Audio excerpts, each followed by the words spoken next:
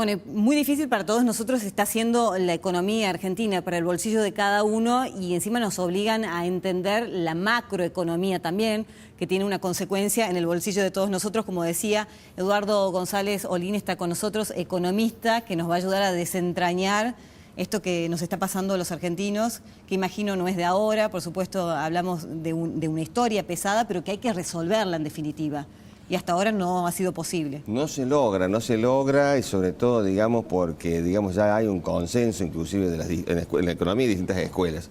Bueno, ya hay un consenso de distintas escuelas que estamos frente a una mala praxis del actual gobierno, que ha llegado a un endeudamiento muy grande, un endeudamiento, digamos, en moneda extranjera, en dólares, y el problema fundamental que el gobierno trata de tapar es que faltan dólares. Entonces el gobierno pone por delante el déficit fiscal. Es un problema, pero el principal problema es la falta de dólares. Y justamente para poder conseguir dólares vos tenés que tener una economía en movimiento exportando. Y recién justamente lo estamos viendo a Valle, que yo coincido con él, se quiere, digamos, incentivar las exportaciones y se le sacan justamente todo lo que significan los impuestos que se cobran acá en el país. O sea, la actividad, digamos, industrial tiene impuestos internos. Sí. Y entonces es tonto querer exportar esos impuestos. Entonces lo que se hace justamente son los reintegros que le sacan esos impuestos para que el producto que queremos nosotros exportar sea más barato. Bueno, justamente se hace lo contrario. Entonces se encarece las exportaciones. Y entonces justamente lo que nosotros queremos hacer es exportar para tener dólares y no lo vamos a tener. Y después, bueno, tenemos todo el mecanismo financiero que están todos viendo ahora el gobierno, que está sacando, digamos, dinero de las LEVAC, que era una barbaridad tener 1.200.000 millones de pesos en LEVAC, pero la está trasladando, ¿no es cierto?, a las LELIC, a las NOTES y a las notas capitalizables. O sea, están moviendo la plata de un título a otro, digamos. Están moviendo la plata de un lugar a otro. Y las NOTES son peligrosísimas, porque las NOTES, digamos, son las notas del Tesoro, para el público en general. Sí, claro. Se pueden comprar en pesos, pero le devuelven dólares.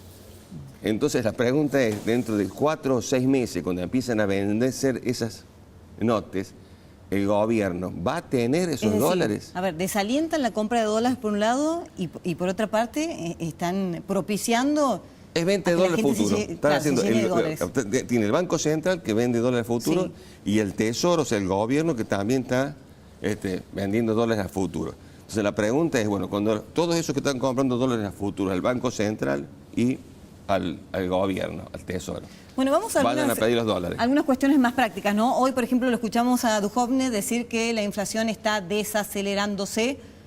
Esto se contradice, por supuesto, con lo que ha mostrado el INDEC en relación al mes de septiembre. ¿De qué está hablando entonces Duhovne? Él está haciendo una apuesta a una cosa que lo hemos dicho acá en este programa, acá en el noticiero, que ellos están apostando a lo que los economistas llamamos vulgarmente la paz de los cementerios. O sea, están enfriando la economía de una forma espectacular. Claro, no se mueve absolutamente nada, y como no se mueve absolutamente nada, bueno, la inflación baja. Pero esta concepción, yo digo, generalmente es terrible, porque se olvida que hay gente ahí.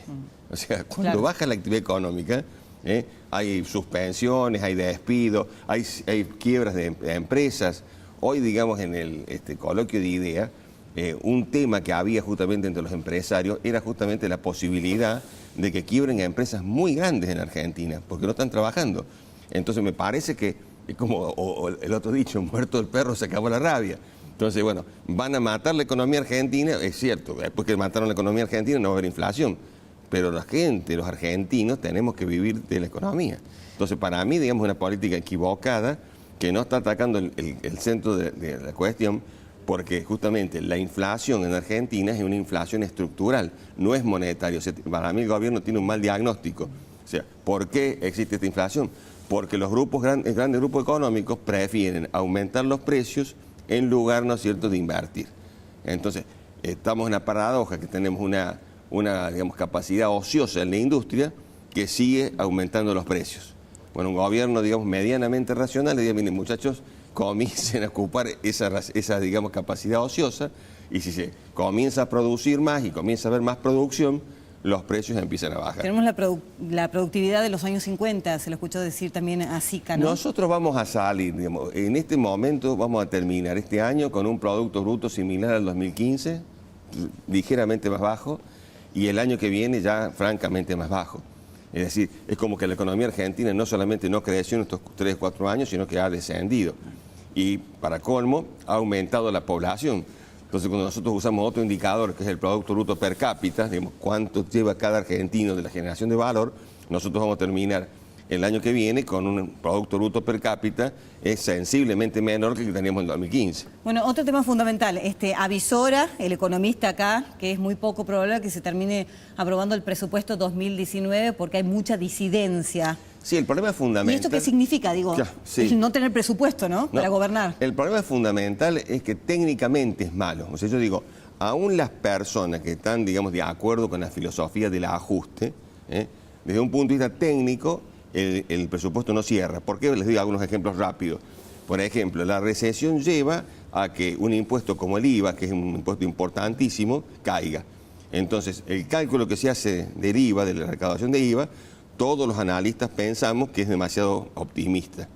El impuesto a las ganancias, justamente estamos viendo que las empresas están perdiendo, por lo tanto el impuesto a las ganancias el año que viene, que es contra las ganancias de este año, que es un muy mal año, va a ser también más bajo. O sea, de nuevo aparece un cálculo muy pesimista. Claro. Entonces, en general, y ni hablemos del dólar, fíjese un dato. A ver. Por cada peso que cambia, digamos, el tipo de cambio, tiene un impacto de 4.800 millones de pesos en el presupuesto por la deuda externa que tiene el gobierno. Entonces, cuando estamos con una franja de 10 pesos, 34, 44 pesos, tenemos una variabilidad en el presupuesto de 48.000 millones de pesos. Bueno, se hace como incalculable. ¿No tendría que haber ido el gobierno nacional al Fondo Monetario Internacional? ¿No tendría que haber recurrido o no tenía alternativa? No, en general tenía otras alternativas. Lo que pasa, digamos, que él está muy atalonado en una concepción, digamos, una concepción muy chiquita, de un punto de vista teórico, que es la escuela neoclásica, y dentro de los neoclásicos yo diría los talibanes del neoclásico, ¿no? Porque realmente no, piensan que el mercado tiene que resolver absolutamente todo.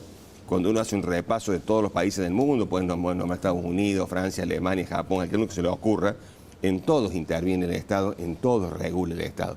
Acá se ha retirado totalmente el Estado y también lo dije en este programa, la economía argentina es el 0,83% del PBI mundial. Somos un granito de arena en el desierto del Sahara. Entonces, si vos no tenés regulaciones, estás a merced justamente de los grandes grupos económicos internacionales. Bueno, lo último, yo siempre trato de buscar alguna esperanza, alguna salida, ¿no? Porque algo tenemos que hacer bien, digamos, para poder revertir o empezar a revertir esta situación. Y es lo que ¿Qué debiera hacerse? Bueno, justamente lo que están pidiendo es lo que no quiere el gobierno dice que este es el rumbo.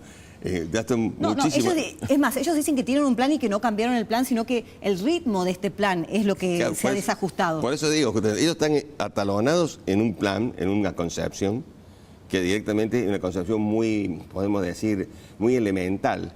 No tienen prácticamente medidas y dicen el mercado acomoda las cargas. En una economía como la nuestra, que es una economía oligopólica, quiere decir que los que toman la decisión son los grandes grupos económicos. Y por supuesto, los grandes grupos económicos, como es lógico, buscan su ganancia. No están pensando en el bienestar de los argentinos.